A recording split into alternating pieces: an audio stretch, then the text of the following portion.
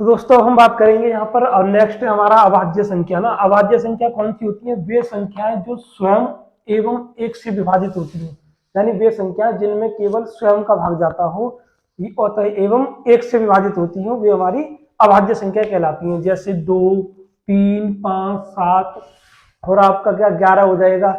ठीक है, इन संख्याओं में क्या है, देखो 2 में केवल 2 से भाग जा सकता है या सिर्फ 1 से भाग जा सकता है। 3 में 3 का भाग जाएगा या सिर्फ 1 से कटेगी, क्योंकि 1 का भाग तो हर संख्या में जाता है। इसलिए आप सिर्फ ये याद रखें, वे संख्याएं जो स्वयं से विभाजित होती हैं, 1 से तो हर संख्या होती है। तो अगर 2 में 2 का भाग जाएगा, 3 में 3 का जाएगा, 5 में 5 का, 7 में 7 का, तो ये संख्या होती है हमारी अभाज्य संख्याएं। ठीक है, उसके बाद आता है हमारी भाज्य संख्याएं। भाज्य संख्या कौन सी होती है? वे संख्याएं जो स्वयं से तथा एक से के अतिरिक्त अन्य किसी संख्या से, यानी वे संख्याएं जिनमें स्वयं का भाग जाए, एक का भाग जाए और उसके सिवा किसी तीसरी संख्या का भाग चला जाए, तो वो हमारी अभाज्य संख्या कहलाती है। जैसे 4 है, अब 4 में 4 का भाग जा सकता है, ठीक, 4 में 1 से भाग जा सकता है, 4 में 2 से भाग जा सकता है। ठीक, तो स्वयं का भाग चला गया, एक का चला गया और किसी अन्य तीसरी संख्या से जो भाग चला जाए उसको हम कहते हैं भाज्य संख्याएं। जैसे 4 है, 6 है, 6 में 2 का भाग चला जाएगा, 3 का चला जाएगा, 6 से कट जाएगा, 1 से कट जाएगा। ऐसे ही आपका 8 है, 8 में 2 का भाग चला जाएगा, 4 का चला जाएगा, 8 से भागित हो जाएगा ये और 1 से हो जाएगा। ठीक है, तो वे संख्याएं जो स्वयं से, एक से तथा अन्य किसी तीसरी संख्या से विभाजित होती हो, उन्हें हम कहते हैं भाज्य हम कहते हैं भाज्य संख्या। ठीक, भाज्य संख्या कहते हैं उन्हें हम। ठीक है, अब यहीं से क्वेश्चन होता है कि सबसे छोटी अभाज्य संख्या कौन सी है ना। सबसे छोटी अभाज्य संख्या क्या है हमारी? 2। एक क्वेश्चन ये बनता है सबसे छोटी अभाज्य संख्या क्या है? 2। दूसरा ये बनता है कि सम अभाज्य संख्या कौन सी है? क्या? सम अभाज्य संख्या। ठीक है, तो ये दुनिया में इकलौती संख्या है, वो है 2 आपकी। सबसे छोटी आपसे अभाज्य पूछे तो आंसर 2 देना है सर। ठीक है, और सम अभाज्य संख्या पूछे तो भी हमें आंसर 2 देना है। दुनिया में इकलौती है ये, इसके सिवा कोई ऐसी सम संख्या नहीं है जो अभाज्य होती हो। ठीक, ऐसी भाज्य, ध्यान रखना, भाज्य में पूछता है सबसे छोटी भाज्य संख्या। क्या पूछेगा? सबसे छोटी भाज्य संख्या, ये 4 होती है। अक्सर यहीं पर मिस्टेक होती है, क्वेश्चन पर हम लोग ध्यान नहीं देते कि पूछ क्या रहा है, हम आंसर 2 लगा देते हैं। अगर सबसे छोटी अभाज्य पूछेगा तो 2 आंसर है, और सबसे छोटी भाज्य पूछे तो 4 आंसर है। और यदि ये पूछे कि समभाज्य संख्या कौन सी होती है तो वो 2 होती है। ठीक है, और साथ के साथ स्टार मार के लिखेंगे इसमें, एक ना तो भाज्य और ना ही अभाज्य, यानी एक ना तो भाज्य है ना ही अभाज्य, क्योंकि ये दोनों परिभाषा को वेरीफाई नहीं करती। क्यों? अभाज्य होने के लिए क्या होना चाहिए? स्वयं से भाग जाए और एक से भी जाए। तो एक ऐसी संख्या है, अब एक में एक का भाग देंगे तो उसको क्या कहेंगे? स्वयं से भागित है। ठीक है, तो दूसरी संख्या से नहीं है, इसलिए ये ना तो भाज्य होती है ना अभाज्य होती है। इसके बाद नेक्स्ट संख्या आती है हमारी सह अभाज्य संख्याएं। सह अभाज्य संख्या कौन सी होती है? ये हम जोड़े में प्राप्त करते हैं, यानी संख्याओं का वह युग्म यानी जोड़ा जिसमें एक के अतिरिक्त कोई अन्य उभयनिष्ठ गुणनखंड ना हो, यानी संख्याओं का ऐसा जोड़ा जिनमें केवल एक ही कॉमन हो और कोई दूसरी संख्या कॉमन ना हो। जैसे ये है 2 और 5। अब 2 और 5 में क्या कॉमन है? 2 को हम क्या लिख सकते हैं? 2 गुणा 1। 5 को क्या लिख सकते हैं? 5 गुणा 1। तो दोनों में क्या कॉमन? 1। ठीक है, तो कैसी संख्या? ये सह अभाज्य संख्या, को प्राइम संख्या बोलते हैं इनको, को प्राइम नंबर। जैसे 3 और 7 है, तो 3 को आप क्या लिख सकते हैं? 3 गुणा 1। 7 को क्या लिख सकते हैं? 7 गुणा 1। तो दोनों में क्या कॉमन? 1। जहां दो संख्याओं में एक कॉमन होता है वो आपको कहलाएंगी सहअभाज्य संख्या है। ठीक है, इसके बाद आता है हमारा परमेय संख्याएं। परमेय संख्या क्या होती है? वे संख्या जो p अपॉन q के रूप में लिखी जा सके। कौन सी संख्या? वे संख्या जो p अपॉन q, ठीक है, दूसरे शब्दों में कहें तो अंश बटे हर के रूप में लिखी जा सके, ठीक है, जहां P तथा Q पूर्णांक होते हैं। पूर्णांक क्या होते हैं हमारे, आप जानते हैं, +-1 +-2 जीरो होती है इसमें, 0 +-1 +-2 +-3 +-4 अप टू डॉट डॉट। ठीक है, तो जहां P और Q क्या होने चाहिए, पूर्णांक होने चाहिए हमारे, तथा Q आपका नॉट इक्वल टू 0, यानी Q शून्य के बराबर ना हो, तो ऐसी संख्याओं को हम परिमेय संख्या कहेंगे। इसको लिखने, मैथमेटिकल लिखने का दूसरा रूप ये है, Q से इसको रिप्रेजेंट कर देते हैं P/Q, जहाँ Q not equal to 0 and P और Q बिलोंग्स टू इंटीजर, यानी तो P और Q कैसे हैं, पूर्णांक हैं। जैसे संख्या का एग्जांपल दें, 2/3 हो गया, 3/5 हो गया। अब ये अंश बटे हर लिख रहा है, नॉट इक्वल टू 0 है, और 2 और 3 दोनों कैसे पूर्णांक हैं, सेम 2। अब आप कहेंगे ये कैसे, इसके नीचे आप 1 लगा दो, देखो 2/1 हो गया, एक भी पूर्णांक और 2 भी पूर्णांक है, 6, 22/7 अप टू डॉट डॉट, बहुत सारी ऐसी संख्या होंगी। ठीक है, इसके बाद आता है हमारा अपरिमेय संख्याएं।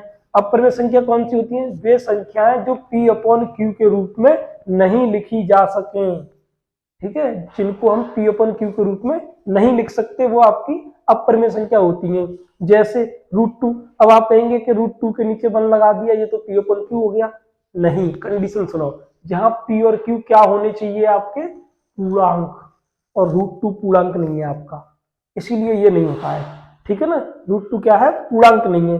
जैसे पाई, पाई हमारी एक अपरिमेय संख्या है, ये इंपोर्टेंट है ना, पाई कैसी संख्या है, अपरिमेय संख्या है। -√3 डॉट डॉट आदि, ये सब क्या आपकी अपरिमेय संख्या है। ठीक है, इसके बाद जो नेक्स्ट आता है, इसके बाद नेक्स्ट, ठीक, वो आएगा आपका वास्तविक संख्या। ठीक है, नेक्स्ट जो आएगा हमारा, वो आएगा वास्तविक संख्या। ठीक है, इसके बाद जो नेक्स्ट आएगा, वो आएगा आपका वास्तविक संख्या।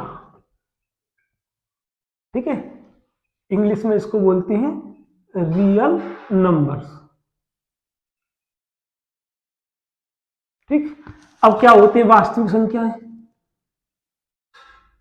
वास्तविक संख्या क्या होती है, क्या होती है, परिमेय, परिमेय संख्या प्लस अपरिमेय संख्या। अपरिमेय संख्या यानी वे संख्याएं जो परिमेय और अपरिमेय के योगफल को हम वास्तविक संख्या कहते हैं। यानी परिमेय और अपरिमेय दोनों संख्याओं को क्या कहेंगे हम, वास्तविक संख्या कहती है। ये आपको बस इतना सा याद रखना है। उदाहरण के लिए देख सकते हैं, उदाहरण की अगर हम बात करें तो 2/3 √2 पाई हम कह दें, 5/7 कह दें, -8/9 कह दें, अप टू डॉट डॉट। ये कैसी संख्या होती है हमारी, ये हमारी होती है परिमेय वास्तविक संख्या। ठीक है, वास्तविक संख्या क्या होती है, परिमेय और अपरिमेय संख्याओं के योगफल को हम वास्तविक संख्या कहते हैं। ठीक है, फिर आता है हमारा इसके बाद नेक्स्ट क्रमागत संख्या। ठीक है, तो वे संख्याएं जो क्रम से आती हैं उन्हें हम क्रमागत संख्याएं कहते हैं। ठीक है, क्रम से आने वाली संख्याओं को क्रमागत संख्या कहते हैं। ठीक है, जैसे जैसे आप क्या लिखेंगे, 1 2 3, या लिख दो 18 19 20। तो ये क्या, ये 3 क्रमागत नंबर है आपके। ठीक है, 3 क्रमागत नंबर है। ठीक है, इसके बाद में नेक्स्ट आएगा आपका क्रमागत सम संख्या। क्रमागत विषम संख्या ना ऐसे भी बताएगा, मान लो हमने ये कहा क्रमागत विषम संख्या, तो क्रमागत विषम संख्या क्या होंगी, हम इसको सपोज करो ऐसे ले लेते हैं 2x + 1, जहां जहां x क्या है आपका, n हमने बताया था क्या था, प्राकृतिक संख्या। अब x की जगह विषम संख्या क्या होंगी, 2n + 1, जहां हमारा क्या है x, हम आपका ऋणात्मक नंबर है। अब क्रमागत संख्या लिखनी है।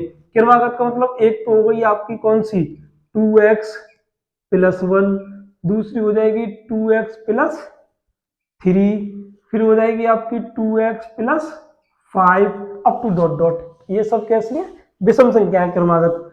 अब आप यहाँ पर n की x की जगह 1 रख के देखो, x बराबर अगर आप इसमें पुट करोगे, पुट x बराबर 1 रखेंगे तो ये कितना हो जाएगा, 2 एकम 2 और 1 3, यहाँ पर रखेंगे 2 एकम 2 और 3 5, यहाँ पर रखेंगे 2 एकम 2 और 5 7, क्रम से आई।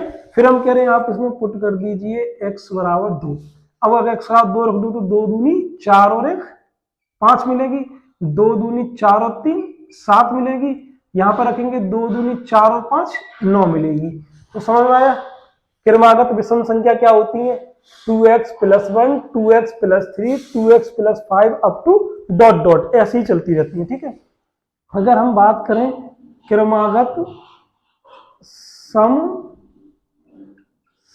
संख्या, ठीक है, क्रमागत सम संख्या, तो ये क्या होती है, ये होती है आपकी 2x + 2, ठीक, और 2x + 4 up to dot dot, जहां जहां x क्या है, प्राकृतिक संख्या से रखा जाएगा, यहाँ पर x।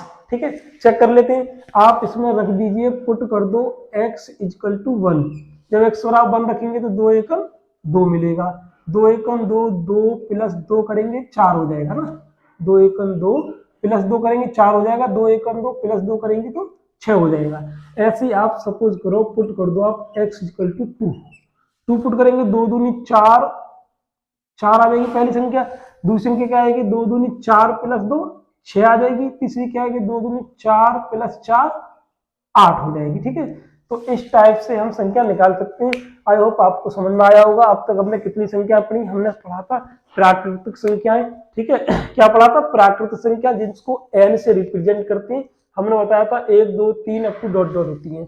उसके बाद पढ़ा था हमने होल नंबर, यानी कि पूर्णांक, पूर्ण संख्या। ठीक है, पूर्ण संख्या क्या होती है, जिसमें 0 शामिल और हो जाए, ये पूर्ण संख्या होती है। उसके बाद पढ़ा था हमने पूर्णांक, पूर्णांक क्या होते हैं, जो 0 +- 1 +- 2 +- 3 अप टू डॉट डॉट होते हैं। उसके बाद हमने पढ़ा था क्या, धनात्मक पूर्णांक। धनात्मक पूर्णांक क्या होता है हमारा, जिसमें कि आपका हो 1 2 3 अप टू डॉट डॉट। फिर हमने पढ़ा ऋणात्मक पूर्णांक, ऋणात्मक कौन सा था, -1 -2 -3 अप टू डॉट डॉट। ठीक है, इतनी संख्या पढ़ी थी हमने। उसके बाद में फिर हमने पढ़ा था आपका क्या, भाज्य और अभाज्य संख्याएं। भाज्य कौन सी होती है, वे संख्याएं जिनमें स्वयं का, एक का और अन्य किसी तीसरी संख्या का भाग जाए, उसको हम कहते हैं भाज्य संख्या। अभाज्य संख्या कौन सी होती है, वे संख्याएं जिनमें स्वयं का और एक का भाग जाए, उनको अभाज्य संख्या कहते हैं। फिर हमने पढ़ा था सहभाज्य संख्या। सहभाज्य संख्या कौन सी होती है, जिनमें दो संख्याओं में कॉमन क्या होना चाहिए, एक। दो संख्या में कॉमन क्या हो, एक। ठीक है, देख लीजिए दोनों में कॉमन एक ही है ना, जैसे 7 और 6 ले लें, कॉमन एक है। ठीक, उसके बाद फिर हमने पढ़ा वास्तविक संख्या।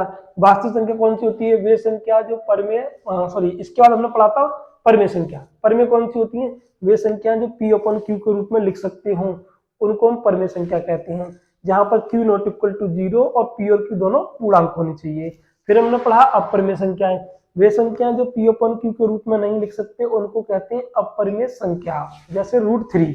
ठीक, फिर हमने पढ़ा वास्तविक संख्या। वास्तविक संख्या कौन सी होती है, वे संख्याएं जिनमें परिमेय और अपरिमेय का योगफल हो, यानी परिमेय और अपरिमेय दोनों को जोड़ करके क्या बनती है, वास्तविक संख्या है। उदाहरण के लिए हमने बहुत सारे उदाहरण ये दे रखे हैं। ठीक है, उसके बाद पढ़ा हमने क्रमागत संख्या। क्रमागत संख्या क्या होती है, क्रम से आने वाली संख्या को क्रमागत संख्या कहते हैं। जैसे ये लिख दिए एग्जाम्पल, 1 2 3 18 19 20 22 23 24 इस तरीके। ठीक है, उसके बाद हमने लिखा क्रमागत विषम संख्या। विषम संख्या क्या होंगी, 2x + 1 2x + 3 2x + 5 up to dot dot. ठीक है, जहां x क्या होता है, हमारा नेचुरल नंबर होता है। अब x बराबर हमने जैसे 1 रखा 3 आ गया, 1 रखा तो अगला टर्म 5 आया, फिर यहाँ पर 1 रखने पर 7 आ गया। वैसे ही x बराबर 2 रख दें तो अगले टर्म आ जाएंगे, इसके बाद 5 7 9। इसके बाद हमने पढ़ा क्रमागत सम संख्या। क्रमागत सम संख्या क्या होती है, 2x + 2 2x + 4 up to dot dot. ठीक है, x बराबर 1 रखा तो 2 आ गया, यहाँ पर 1 रखा 4 और 6, तो ये क्रम से आने वाली संख्या हो गई। कौन सी, 2 4 6। x बराबर अगर हम यहाँ पर 2 रख दें तो 4 6 8 आ जाएंगी। ठीक है, तो ये सारी संख्या अब तक हमने सीख ली है, जितने भी नंबर्स होते हैं अब ऐसे नेक्स्ट वीडियो में हम इस सभी संख्याओं पर क्वेश्चंस करेंगे। ठीक है, तब तक के लिए जय हिंद, जय भारत।